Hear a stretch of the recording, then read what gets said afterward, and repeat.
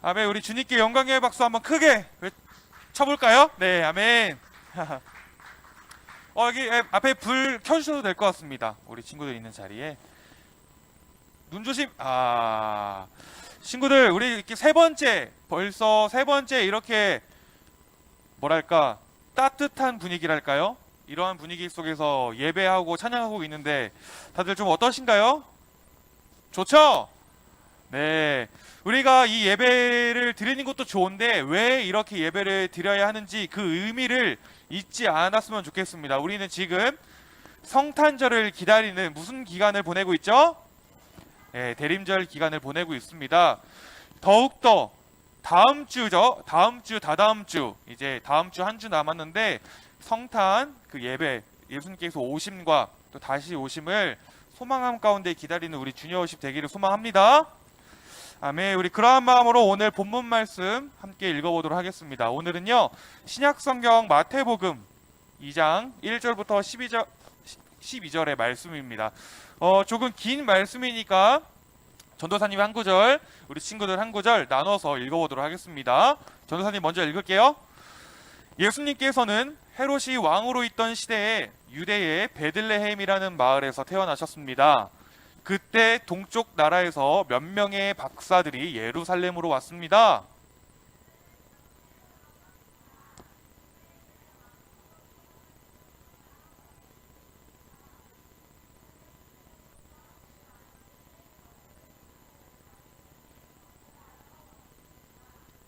헤롯 왕은 이 소리를 듣고 깜짝 놀랐습니다. 예루살렘 사람들도 모두 놀랐습니다.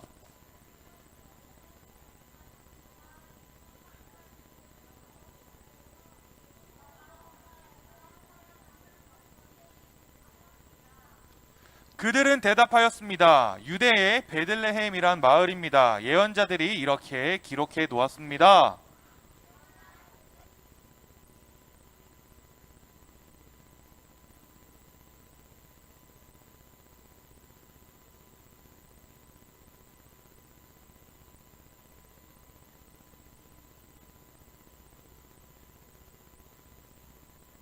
그 소리를 듣고 헤롯은 박사들을 조용히 불렀습니다. 그리고 별이 처음 나타난 때를 알아냈습니다.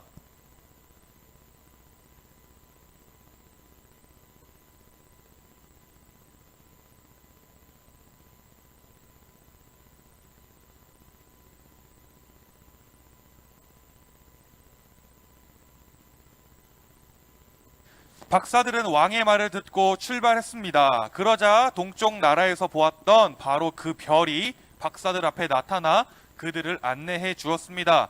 그러다가 아기가 있는 곳 위에서 멈추어 섰습니다.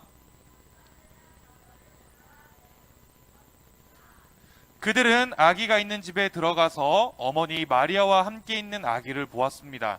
그들은 아기에게 무릎을 꿇어 경배를 드리고 보물함을 열어 아기에게 황금과 유향과 모략을 예물로 드렸습니다. 다 같이 읽읍시다. 시작!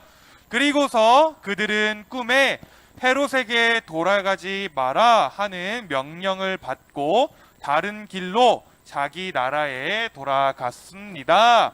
아멘. 우리 제목도 이어서 함께 읽어봅시다. 시작! 성탄 예물. 네, 오늘은 세 번째 이야기 성탄 예물이라고 하는 제목으로 말씀을 나눠보려고 합니다. 친구들 혹시 크리스마스 하면 떠오르는 단어가 있나요? 네, 뭐가 있죠? 뭐 트리, 눈, 선물 또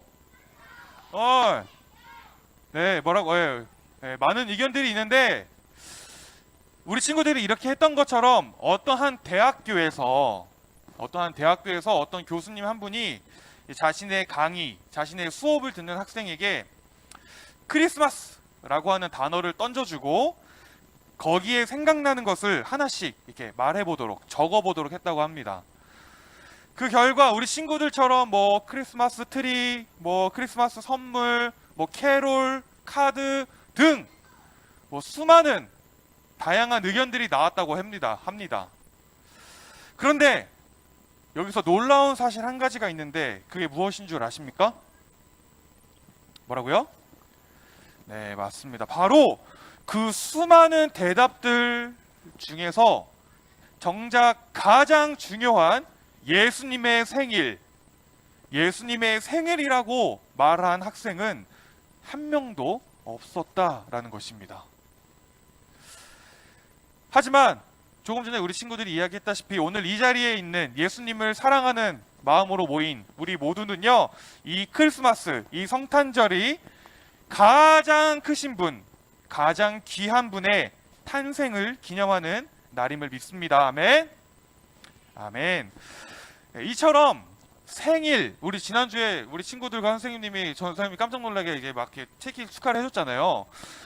이러한 생일이라고 하는 것은요, 나의 가장 가까운 사람들, 나를 가장 사랑해주는 사람들이 축하를 해주는 날이다라는 것입니다. 우리가 이 대림절 벌써 세 번째 시간을 지나고 있는데, 이 대림절 기간에 기대함과 소망함으로 기다리고 있는 이 크리스마스도 마찬가지다라는 것이에요. 친구들, 우리 이 자리에 있는 우리 모두는요, 예수님과 가장 가까운 사이임을 믿으십니까? 목소리가 작은데요. 믿으십니까? 네, 그렇다면 그 가장 사랑하는 이 예수님의 생일에 우리는 과연 예수님께 어떠한 선물을 드려야 하느냐라는 것입니다. 와이파이요? 아니죠. 친구들, 예수님 당시에 전사님 봅시다. 네, 예수님 당시에 이스라엘 사람들은요, 전사님 따라와 봅시다. 메시아를 기다렸습니다. 자신들을 구원해 줄 그 메시아를 간절히 기다렸는데, 우리가 지지난주 대림절 첫 번째 이야기에서 나눴다시피 그 메시아를, 이스라엘 백성들 중에서 그 메시아를 맞이한 사람들은 누구였죠? 양을 치는 목자들이었습니다. 그 목자들 뿐이었어요. 이스라엘 그 수많은 백성들 중에서도. 그리고 그 목자들과 더불어서 이스라엘 백성이 아닌 이방인들 중에서도 유일하게 예수님의 탄생을 알고 그 예수님의 탄생을 맞이한 유일한 이방인들이 있었는데, 그들이 누구냐? 바로 오늘 말씀 속에 등장하는 동방의 박사들이었습니다. 우리가 흔히 동방박사라고 부르는 사람들. 이스라엘 백성이 아닌 외부 사람, 이방인들 중에서 오로지 이 동방박사들 뿐만이 예수님께 성탄의 예물, 선물을 준비를 했는데, 그들은 이 땅 가운데 왕이 오심을 알리는 반짝이는 한 별을 따라서요, 강을 건너고 사막을 건너는 아주 긴 여행 끝에 베들레헴 마국간이라고 하는 곳에 찾아가서 태어나신 아기 예수님께 준비한 선물을, 준비한 예물을 드렸다라는 것입니다. 옛날 고대 시대, 수백 년, 수천 년 전 옛날 고대 시대라고 부르는 시대에는요, 어떠한 나라에 왕을 만나러 갈 때면요, 반드시 예물을 준비해서 가지고 가야 했다고 합니다. 왕을 만나러 가는 사람은 절대로 빈손으로 갈 수가 없었다고 해요. 이처럼 동방 박사들도 유대인의 왕으로 오신 그 태어나신 아기 예수님께 예물을 준비해서 갔는데, 그 예물이 무엇이냐? 전도사님을 따라해 봅시다. 첫 번째 황금, 두 번째 유향, 세 번째 몰약. 황금과 유향과 몰약이라고 하는 것을 예물로 드렸는데요, 그들은 즉 자신들이 가진 가장 귀한 것을 태어나신 아기 예수님께 드렸다는 것입니다. 우선 한 가지씩 살펴보길 원하는데, 먼저 황금. 이 황금이라고 하는 것은요, 그 당시에 아무에게나 주는 선물이 아니었습니다. 왕에게만 주는 선물이었어요. 옛날에 페르시아라고 하는 나라 들어본 적 있나요, 친구들? 페르시아라고 하는 나라에서는요, 이런 말이 있었대요. 황금을 가지지 않으면 왕에게 나아갈 수 없다. 이 말은 왕을 만나러 가려거든, 왕을 보러 가려거든 반드시 무엇이 있어야 한다? 황금이 있어야 한다라는 말인 것이에요. 이처럼 황금이라고 하는 것은 가장 귀한 가치를 의미하는데, 그 동방 박사들이 그 가장 귀한 황금을, 그 당시 왕에게만 드리는 그 황금을 아기 예수님께 드렸다라는 것입니다. 친구들, 내가 가장 사랑하고 내가 가장 귀하다고 생각하는 사람에게 내가 가진 가장 소중한 것, 내가 가진 가장 귀한 것을 드리는 것은 지극히 당연한 일입니다. 그래서 이들의, 이 동방 박사들의 행동, 즉 이 황금을 아기 예수님께 예물로 드린 이러한 동방 박사들의 행동은 바로 자신들의 신앙의 고백, 자신들의 신앙의 표현이었다라는 것이에요. 이해가 되시나요? 네. 황금, 그 다음에 뭐라 그랬죠? 유향. 이어서 유향은요, 유향은 쉽게 말하면 나무에서 나오는 끈적끈적한 액체, 송진이라고 하는 것을 아시나요, 친구들? 네, 쉽게 얘기하면 그런 송진류였습니다. 네. 근데 아주 구하기도 어렵고 향기도 너무 좋았다고 해요. 그래서 주로 교회에서는 성전에서 예배를 드릴 때나 하나님께 제사를 올려드릴 때 그 유향을 사용했다라는 기록이 있는데, 여기서 중요한 것은요, 이 동방 박사들이 이 귀한 유향, 나무 한 그루에 얼마 나오지 않는 그 유향, 그것을 아기 예수님께 드린 이 행동, 이것은 굉장히 의미가 있는 행동이었다라는 것입니다. 친구들, 성경을 보다 보면 제사장이라고 하는 직분이 있습니다. 제사장. 그들이 하는 일이 무엇인 줄 아시나요? 전사님 몇 번 얘기했던 것 같은데. 네, 맞아요. 성전에서 제사를 드리고 예배를 담당하던 사람들을 제사장이라고 불렀는데, 그들은요, 이렇게 예배를 드린다고 전사연처럼 이렇게 막 빼입고 설교를 하는 것이 아니라, 그들은 성전에서 하루 종일 피를 만져야만 했습니다. 피. 왜 그럴까요?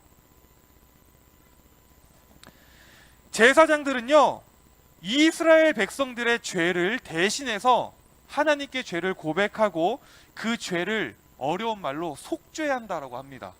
속죄하기 위해서 매일매일 어린 양을 잡아다가, 제물을 잡아다가 하나님께 그 속죄의 제사, 속죄의 제물을 드려야만 했어요. 매일매일. 그래서 그들은 매일매일 피를 만져야만 했습니다. 그런데 우리가 이미 알고 있고 또 우리 친구들이 믿고 있다시피, 예수님은요, 이 땅에 피 흘리기 위해 태어나셨습니다. 이 땅에 죽기 위해 태어나셨어요. 우리를 위해서, 우리 친구들, 전도사님을 위해서 단번에 피 흘려 죽기 위해, 뭐라고요? 단번에 피 흘려 죽기 위해, 어려운 말로 우리의 죄를 대신한 속죄의 제물이 되기 위해 태어나셨는데, 동방 박사들은 아기 예수님께 그 예배, 그 제사, 그 예배에 드리는 유향을 선물로 드렸다라는 것입니다. 이게 무슨 의미인지 아시겠나요, 친구들? 그리고 세 번째는요, 모략이에요. 뭐라고요? 네, 황금과 유향과 모략을 드렸는데, 모략이 뭐냐면, 전도사님을 따라해 봅시다. 방부제. 네, 쉽게 얘기하면 방부제입니다. 방부제. 그래서 어디에 사용하는 것이냐 하면, 죽은 시체가 썩는 것을 방지하기 위해 사용하던 것이 바로 이 모략이었습니다. 죽은 시체가 썩는 것을 방지하기 위해 사용하던 것이 이 모략이었다라는 것이에요. 조금 전에도 이야기했지만, 예수님은요, 이 땅에 죽기 위해 오셨습니다. 죽기 위해 오셨어요. 예수님은 성경에서 나의 목숨을 다른 사람들에게 대속물로 주기 위해 왔다라고 이야기를 하고 계십니다. 이 말은 이 모략을 예수님께 드린 이 동방박사들의 행동은요, 앞으로 장차 죽으실 그 예수님을 향한 예언적인 행동이었다라는 것이에요. 이처럼 이들의 행동, 이들이 드린 이 예물들은요, 한 가지들이 다 모두 의미가 있고 태어나신 아기 예수님께 꼭 필요한 선물이었다라는 것입니다. 그리고 오늘 이 자리에 있는 전도사님을 포함한 우리 모두는 그 선물의 의미를 알고 있는 자들임을 믿습니다. 아멘. 우리는요, 예수님께서 피 흘려 죽으심으로 우리의 죄가 이미 용서되었음을, 이미 그 죄가 사함 받았음을 믿습니다. 아멘. 이들이 드린 이 세 가지의 선물은 바로 이러한 의미가 있는 선물이었다라는 것입니다. 앞으로 이스라엘 백성들을 넘어서 모든 이방인들, 이 세상의 사람들을 향해 죽으실 그 예수님, 그 십자가의 죽음을 의미한 선물이었다라는 것이에요. 친구들, 옛날 로마라고 하는 나라에 아우구스투스, 어렵죠? 아우구스투스라고 하는 황제가 살았어요. 실제로 있었던 인물입니다. 아우구스투스. 그리고 그 황제에게는요, 정말로 가까운 친구, 정말 친한 친구가 한 명이 있었는데, 그 친구는 귀족이 아니었나 봐요. 이러한 왕족이 아니었나 봐요. 그냥 평범한 사람이었던 것 같습니다. 근데 어느 날 이 아우구스투스, 한 나라의 왕이죠, 이 황제가 그 자신의 친구에게 아주 귀하고 값비싼 선물을 한 가지 해주었다고 해요. 아주 귀하고 값비싼 선물. 뭔진 모르겠어요. 그런데 그 황제의 선물을 받은 친구가 이렇게 이야기했다고 합니다. 아우구스투스 황제님,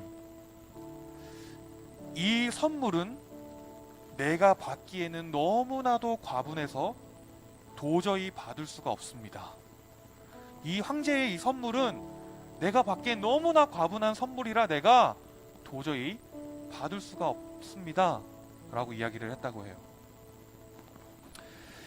그 친구는 비록 자신이 황제의 친구이긴 하지만 내가 황제의 선물을 받을 자격이 있을까? 자격이 없다라고 생각을 해서 결국 그 선물 받기를 거절했다고 합니다.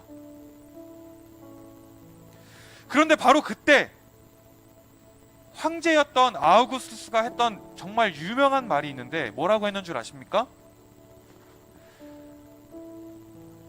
괜찮아.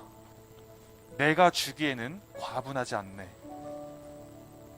내가 너에게 주기에 이 선물은 전혀 과분한 선물이 아니야. 그러니 그냥 받으렴.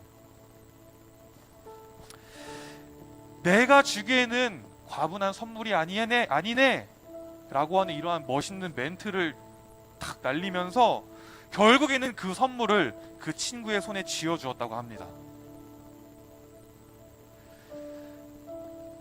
친구들, 바로 이겁니다. 오늘 이 예배의 자리에 나온 전도사님을 포함한 우리 선생님들을 포함해서 우리 친구들, 오늘 이 공간 가운데 함께하는 우리 모두는요, 우리가 받기에는 너무나도 과분하지만 하나님의 주시기에는 하나도 과분하지 않은 선물을 우리는 받았습니다. 바로 구원이라고 하는 선물이에요. 천국이라고 하는 선물이고 영생이라고 하는 선물입니다. 하나님은 그 선물을 나에게, 우리에게 주셨어요. 아멘. 이처럼 우리는 아우구스투스의 친구가 그랬던 것처럼 정말 너무나도 과분한, 상상조차 할 수 없을 만한 선물을 받았습니다. 우리는 도저히 이 선물을 받을 자격이 없는 사람들이었는데,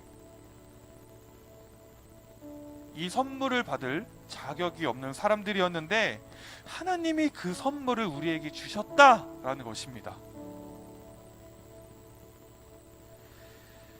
하나님은 자신의 사랑하는 자녀에게, 우리에게 주시기에 과분한 선물이 없다라는 것이에요. 하나님은 우리에게 선물 주시기를 기뻐하는 분이시다라는 것입니다. 그렇다면 친구들, 이제는 우리가 그 주님께 선물을 드려야 하지 않겠습니까? 동방박사 그들은요, 평생을 고이고이 간직해오던 보배합, 자신들의 보물함을 태어나신 아기 예수님 앞에서 열었습니다. 평생을 주님께 드리기 위해서 열심히 모은 것을 아기 예수님 앞에서 열었어요. 왜 그랬을까요? 주님께 영광을 올려드리기 위해서입니다. 그렇다면 오늘 이 예배를 드리는 우리도 우리의 보배합을 열어야 하지 않느냐라는 것입니다. 그래서 주님이 필요로 하시는 것, 주님이 우리에게 원하시는 것을 예물로, 성탄의 예물로 드려야 하지 않느냐라는 것이에요. 주님이 우리에게 원하시는 것, 주님이 우리 친구들에게 받기 원하시는 것, 그것은 다른 무엇보다도 전도사님을 따라해 봅시다. 사랑. 다시 한번 크게, 사랑. 우리 친구들의 사랑입니다. 우리의 사랑인 줄로 믿습니다. 사랑. 전도사님 아직 애를 안 낳아봐서 부모님의 심정을 다 알지 못하지만, 부모님들이 자녀들에게 받기 원하는 가장 좋은 선물, 자녀들에게 받고 싶은 선물이 한 가지가 있다면 그것은 바로 자녀들의 사랑이라고 합니다. 이처럼 오늘 우리의 아버지 되시는 우리 하나님 아버지께서도 자녀된 우리에게 원하시는 것이 한 가지가 있는데, 그것은 다른 무엇이 아니라 바로 하나님을 향한 우리의 사랑이다라는 것입니다. 우리 구약성경 호세아 6장 6절 전도사님 읽어보겠습니다. 내가 바라는 것은 제사가 아니라 진실한 사랑이며 태워드리는 제사인 번제가 아니라 하나님을 아는 지식이다. 내가 바라는 것은 제사가 아니라 진실한 사랑이다. 아멘. 이제 말씀을 맺으려고 합니다. 친구들, 우린 이 대림절 기간을 지내면서요, 성탄절을 기다리기도 하지만 언젠간 다시 오실 주님을 기다리고 그 주님을 우리는 반드시 맞이할 것입니다. 아멘. 그렇다면 바로 그때에 우리는 무엇을 주님께 예물로 드리시겠습니까? 다시 오신 주님께 우리는 무엇을 예물로 준비해야 할까요? 뭘까요, 친구들? 맞습니다. 사랑. 전도사님은 간절히 소망합니다. 우리 모두가요, 그 옛날 동방박사들처럼 준비된 자들이 되기를. 아멘. 조금 전에 읽었던 말씀처럼 하나님이 원하시는 것, 하나님이 우리에게 원하시는 것은 어떠한 예배의 형식, 어떠한 기능적인 예배의 순서가 아니라 주님을 향한 우리의 진실한 사랑임을 꼭 기억하는 우리 주니어즈 친구들 되길 소망합니다. 그 말씀을 꼭 기억하고요, 다시 오실 주님께 나의 가장 귀한 것, 우리의 사랑을 성탄의 예물로 귀하게 정성스럽게 준비하는 우리 사랑하는 주니어즈 친구들에게 소망합니다. 아멘. 기도할까요, 우리?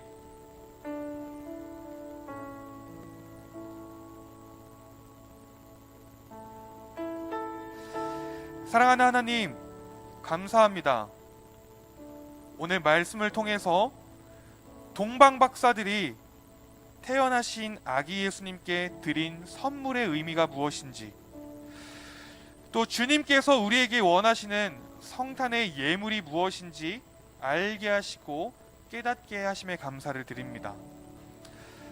내가 바라는 것은 제사가 아니라 진실한 사랑이다 라고 말씀하신 그 음성을 따라 주님께 나의 최선의 사랑을, 나의 최고의 사랑을 드릴 수 있는 우리가 되게 하여 주시옵소서. 나의 가장 귀한 것을 드리는 우리가 되게 하여 주시옵소서. 그렇게 우리의 고백을, 우리의 사랑을, 우리의 믿음을 받으실 주님을 찬양합니다. 이 모든 말씀 살아계신 우리 구주 예수님의 이름으로 간절히 기도드렸습니다. 아멘. 아멘. 우리 주님께 영광의 박수 올려드립시다. 아멘.